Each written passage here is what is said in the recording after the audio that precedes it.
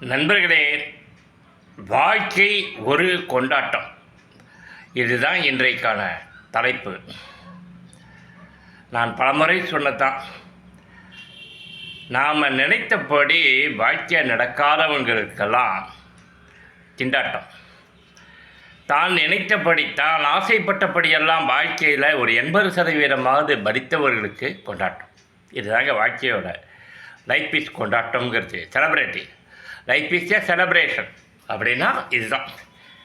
அப்போ கிடைக்காதவனுக்கெல்லாம் திண்டாட்டம், கிடைத்தவர்களுக்கு அட்லீஸ்ட் 100% ஆசைன்னா அது ஒரு 70% சந்தோஷம் கிடைச்சா கூட 30% பற்றி கவலைப்படாமல் சரி 70%ஆவது கிடைச்சதேங்கிறவனு கொண்டாட்டம் வாழ்க்கை.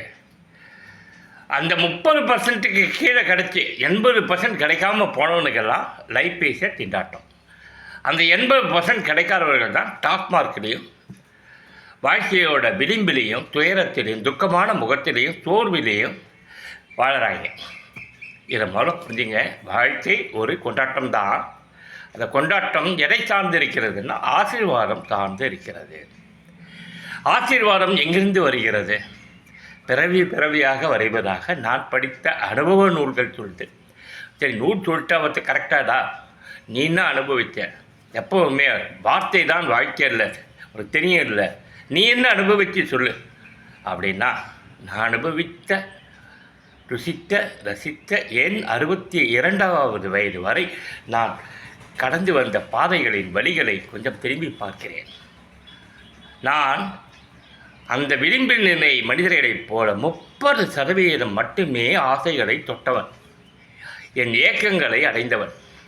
மீது 70%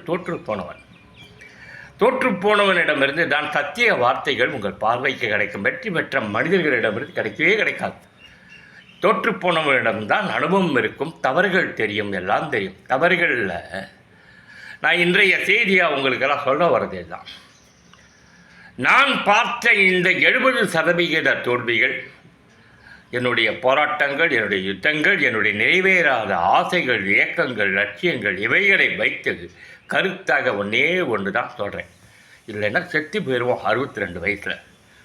ஒரு நன்றியை ஃபஸ்ட்டு தெரிவிக்கிறேன். அதுதான் இந்த இதய நோய்.